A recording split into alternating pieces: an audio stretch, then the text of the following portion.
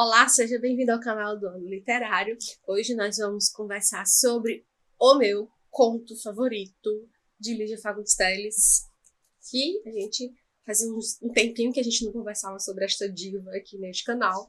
E hoje nós vamos falar sobre o meu conto favorito dela, que é Venha Ver o Pôr do Sol. Chegou esse dia, minha gente. Deixa eu dizer uma coisa aqui a vocês. Eu não sou muito do terror, tá? Não é meu estilo favorito, embora recentemente eu tenha até lido alguns livros nessa temática, né? Li a Carmila, do Sheridan Le Fanu, li Drácula, tudo isso por causa do ano literário, ano 2. Mas, assim, esses livros, embora tenham essa abordagem, eles não são exatamente de terror, né? Quer dizer, tem... Bom, enfim, vocês entenderam. Aí... começando outubro, que é tradicionalmente conhecido como o mês do horror, né? A nossa grande youtuber Tatiana Feltrin, que inaugurou esse estilo aqui no YouTube. Eu não vou fazer mês do horror, não se trata disso, mas eu vou trazer aqui para vocês alguns textos que eu li, que eu acho interessante, de autores que eu admiro, que tem um pouco essa temática, mas não vai ser, né, o assunto principal desse mês aqui no YouTube. Contudo, né, não deixaria de fora este grande conto de Lígia aqui em outubro, que tem esse pé no suspense, no thriller, um pouquinho aí, um personagem um pouquinho assustador. Eu acho interessante, nessa coletânea Antes do Baile Verde, e abrindo aqui um parêntese, este vai ser o último conto dessa coletânea que nós vamos ler aqui. Nosso próximo vídeo sobre Lígia vai ser já no primeiro conto de Seminário dos Ratos, que é o que vem em sequência desse aqui, que, se não me engano, deixa eu dar essa resposta aqui para vocês certinho, mas o primeiro conto dessa coletânea Seminário dos Ratos é As Formigas, que também, aí sim, eu acho que esse conto As Formigas tem mais pé no horror do que o Venha Ver o Pôr do Sol, que a gente vai falar sobre ele hoje, tá? Mas só pra gente dar aqui um esclarecimento. Outro esclarecimento a respeito desse conto, dessa coletânea, eu estava falando sobre isso, é que eu acho que ela tem uma versatilidade gigantesca nessa coletânea, porque a gente viu contos de todos os tipos nessa leitura. Tem contos mais reflexivos, tem contos mais engraçados, tem contos com um pezinho ali no realismo fantástico, tem um conto como esse aqui, como Venha Ver o Pôr do Sol, que, né, como eu disse pra vocês, tem essa coisa mais do suspense, tem de fazer chorar, que é Natal na Barca. Então, assim, veja que ela tem uma versatilidade imensa. Ela é capaz de ir para vários aspectos dos estilos literários aí que a gente encontra. Então, assim, me fascina muito como eu disse, essa versatilidade dela. Outra coisa que é interessante é que este conto, Venha Ver o Pôr do Sol, foi minha primeira leitura de Lígia. Eu estava no primeiro ano da faculdade, quando minha professora querida de literatura, de teoria da literatura, nos mostrou esse conto. E eu me lembro que ela fez uma leitura, assim, pediu para um aluno ler, e um aluno era o narrador, outro aluno era o Ricardo, outro aluno era a Raquel, então ficou uma coisa assim bem teatral. E eu me lembro que quando encerrou o conto, vocês vão ver daqui a pouco como é que ele encerra, a classe caiu assim em um minuto de silêncio, porque a gente ficou tão, né, chocado ali com aquela coisa, a forma como a gente entra nesse mundo, nesse universo, a forma como esse narrador nos conduz pelas coisas, a gente fica assim, meio minuto assim, em choque. A gente fica sem dúvida mesmo, assim, muito envolvido com essa história. Este conto, ele nos apresenta muita coisa, principalmente na releitura. Então, depois que vocês encerrarem a primeira leitura, façam uma nova leitura, porque vocês vão ver que muitas coisas já foram anunciadas ali. Ele nos dá muitos indícios, muitos índices, né? Pistas do que vai acontecer no final do conto. Então, veja que a Lígia, ela é muito hábil em fazer isso, né? Nada aparece por acaso. Num conto como esse, que é um pouco extenso, ele não é grande, mas ele é um pouco maior do que os contos da média dela.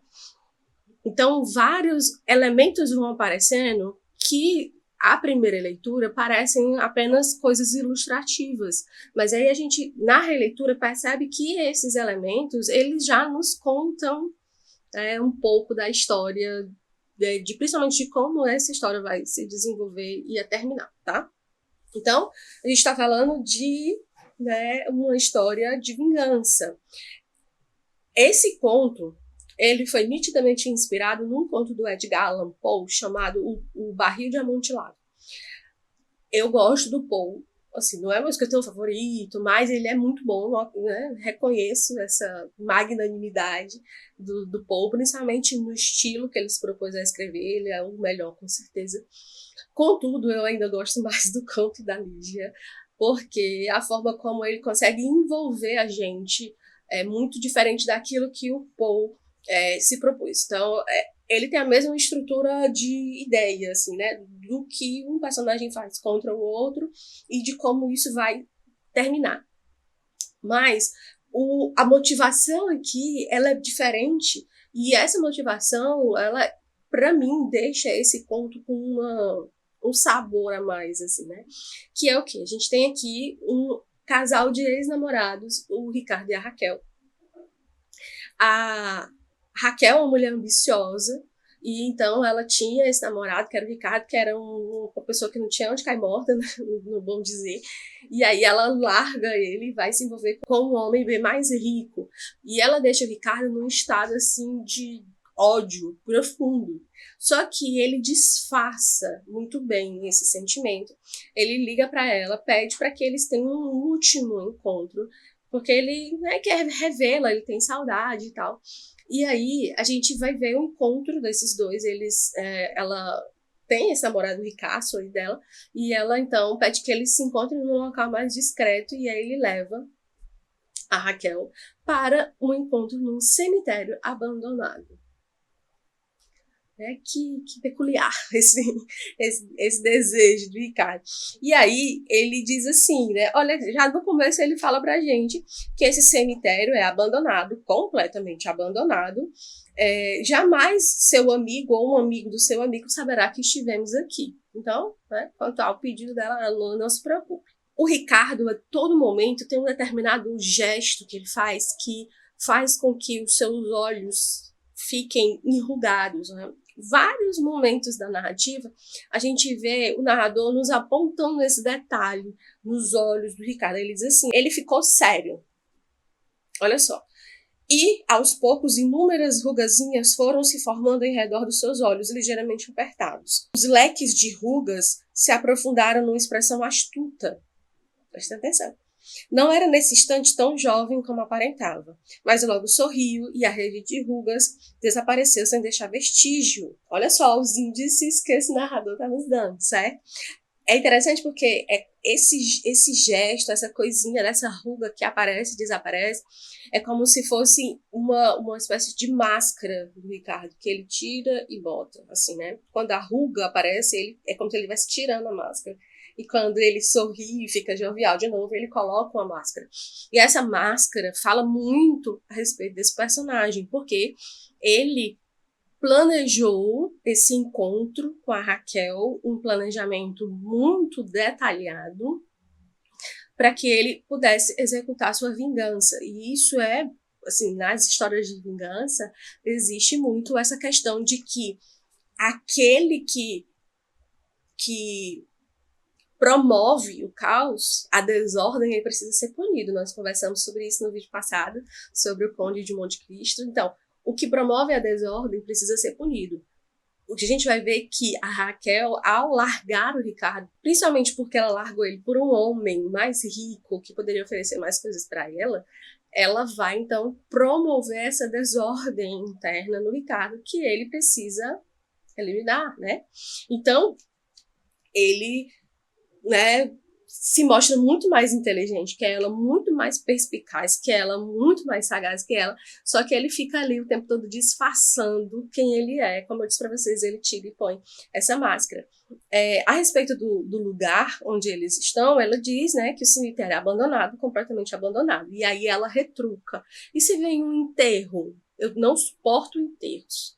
E que ele responde, mas enterro de quem? Raquel, Raquel, quantas vezes preciso repetir a mesma coisa? Há séculos, ninguém mais é enterrado aqui. Acho que nem os ossos sobraram. Que bobagem. Vem comigo, pode me dar o braço, não tenha medo. E ele diz que vai levá-la para ver o pôr do sol mais lindo do mundo. Ela até zomba dele. Você me implora, né, dias e dias por um encontro para eu ver um pôr do sol, né? Que bobagem, cara. E aí ele diz assim, é porque eu sou, né, essa pessoa mais sensível, eu sei que você não é. E aí eles vão conversando, eles vão andando dentro desse cemitério, andando.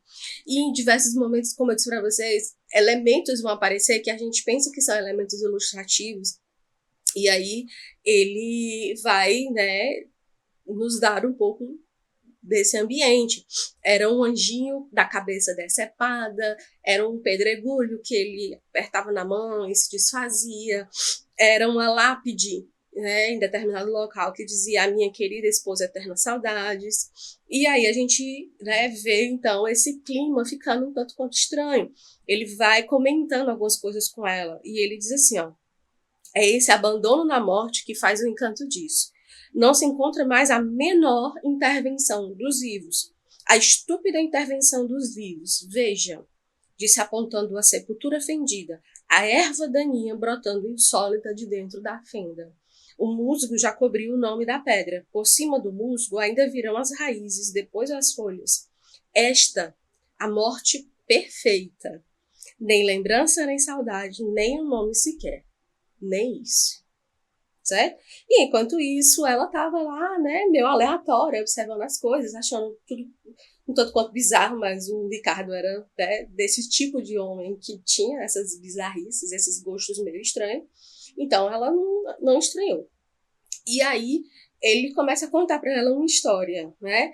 Ele diz que todos os domingos vinha a este cemitério com a mãe e uma priminha dele arrumar a capela da família dele. E ele e a priminha ficavam por ali brincando, correndo e tal, até que um dia a priminha morreu. Então ele tá terminando assim, agora as duas estão mortas. Aí ela fala, sua prima também? Também, morreu quando completou 15 anos. Não era propriamente bonita, mas tinha uns olhos, olha só, eram assim verdes como os seus, parecido com os seus. Extraordinário, Raquel. Extraordinário como vocês duas. Pensa agora que toda a beleza dela residia apenas nos olhos, assim meio oblíquos como os seus. Olha só a referência aqui ao Machado de Assis e a nossa referência preferida de Lígia, que é a cor verde. Acho que eu comentei com vocês isso no primeiro vídeo sobre os objetos, que ela tinha uma afeição muito grande pela cor verde, ela sempre encaixa o verde aqui nas suas narrativas. Então, olha só onde está o verde nos olhos da Raquel e no da priminha, que ele está contando para ela uma forma de envolvê-la nessa história. Eles então chegam nessa capela muito distante do portão de entrada e ele vai dizer, então, aqui estão os meus mortos. E ele começa, né, a mostrar para ela e tal, um lugar bem derrubado, assim, bem abandonado mesmo, totalmente empoeirado, com teias de aranha e tal. E ele continua dizendo assim, sei que você gostaria de encontrar tudo limpinho, flores nos vasos, velas, sinais da minha dedicação, certo? Mas já disse que o que mais amo neste cemitério é precisamente este abandono, esta solidão. As pontes com o outro mundo foram cortadas e aqui a morte se isolou total, absoluta. Então ele chama ela para descer ainda mais um nível, que é onde está a priminha, para ela ver os olhos dela, como os dois, né, são parecidos. E aí, de repente, ela tá lá, olhando, e aí até que ela vê aqui o nome, né, e a data do enterro da priminha. Ela diz assim, Maria Emília, nascida em 20 de maio de 1800 e falecida. E ela estava com um palito de fósforo na mão, né? E deixou cair o palito de fósforo. Mas esta não podia ser sua namorada. Morreu há mais de 100 anos, se eu mentir. E aí ela escuta um baque metálico. Ela ficou meio atônita. E o Ricardo tá lá, observando ela, né? Atrás da porta fechada, né? Da gradezinha ali fechada. tinha um sorriso meio inocente, meio malicioso. Ela fala: isso nunca foi o jazigo de sua família, seu mentiroso. Brincadeira mais cretina, exclamou ela, subindo rapidamente a escada. Não tem graça nenhuma, viu? Ele esperou que ela chegasse quase a tocar o trinco da portinhola de ferro. Então, deu uma volta à chave, arrancou-a da fechadura e saltou para trás. Ela ficou, né, um pouquinho nervosa com aquilo, então ela começa a gritar com ele: olha, Ricardo, abre isso, bora, não sei o que e tal. Seu idiota, que brincadeira estúpida, né? E ela fica ali implorando até que ele diz pra gente o seguinte: uma réstia de sol vai entrar pela frente da porta. Tem uma frincha na porta. Depois vai se afastando devagarinho, bem devagarinho. Você terá o pôr do sol mais belo do mundo. E se afasta, né, da porta enquanto ela sacode ali aquele portão. E vejam como essa vingança dele foi muito bem planejada, né? Como eu tinha dito. Todos os detalhes aqui foram cobertos. Ele sabia como era aquele ambiente, ele sabia que tinha uma moça ali enterrada naquele jazigo, ele sabia que tinha essa escada, esse portão, essa fresta de sol que iria entrar ali e tal. Então ele planejou tudo muito friamente. Então ele a tranca lá, ela implora a ele com diversos tons, pede pelo amor de Deus, briga, grita, choraminga, mas não adianta, o Ricardo vai embora e deixa ela lá, né? Então ele começa a escutar os gritos dela, que ele vai dizendo que se parecem mais ainda como os gritos de um animal. E aí ela continua gritando e ele vai se afastando, ele ainda escuta o grito, mas à medida que ele vai chegando perto do portão, ele não escuta mais nada, né? Então ele sabe que nenhum ouvido humano escutaria agora qualquer chamado. Acendeu um cigarro e foi descendo a ladeira. Crianças ao longe brincavam de roda. E assim acaba o conto. Gente, a forma como esse desenvolvimento aqui acontece, ele é de uma coisa assim, estarrecedora. Assim, se a gente pensa humanamente falando, a gente realmente fica muito assustado com a situação, né? A frieza, a vingança, a forma como ele elabora esse assassinato, porque isso aqui é um assassinato, ela vai morrer de fome, né? Naquele lugar escuro, de frio, etc. Mas veja como a forma como ele elabora, e ele vai levando ela aos poucos para aquele lugar. E a forma como ele diversas vezes deu a pista de que isso iria acontecer, de que o cemitério era abandonado há séculos, que ninguém mais era enterrado lá, que ali era uma morte total e absoluta. Ele chama ela o tempo todo de meu anjo, e a gente tem a figura daquele anjinho com a cabeça decepada. A gente tem esse Ricardo que ora demonstra, né, uma espécie de sanidade, mas para nós ele é esse cara muito insano que aparece, né, de vez em quando, justamente quando essas ruguinhas no olho dele aparecem. Então esse conto ele é muito, muito, muito, muito fantástico. A forma como ela vai construindo esse clima de tensão. A gente sabe que alguma coisa ruim vai acontecer, mas a gente não sabe exatamente o quê. E aí, quando essa coisa ruim acontece, a gente fica assim, parado, olhando, tentando entender tudo o que aconteceu aqui dessa história, né? Então, fica aí a dica para vocês lerem mesmo todo o texto completo, é muito interessante. Releiam depois que vocês terminarem. E a gente fica por aqui. Não se esqueça de deixar seu like, de se inscrever no canal se você ainda não é inscrito. E eu te convido a clicar no primeiro link aqui na descrição para que você conheça o projeto Ano Literário, ano 3, a Biblioteca Invisível, e seja um apoiador desse projeto. Todas as explicações, as recompensas estão descritas nesse site. Então, te convido a entrar, acessar, conhecer o Ano Literário e ser um apoiador desse projeto. A gente se vê nos próximos vídeos aqui do canal e até mais!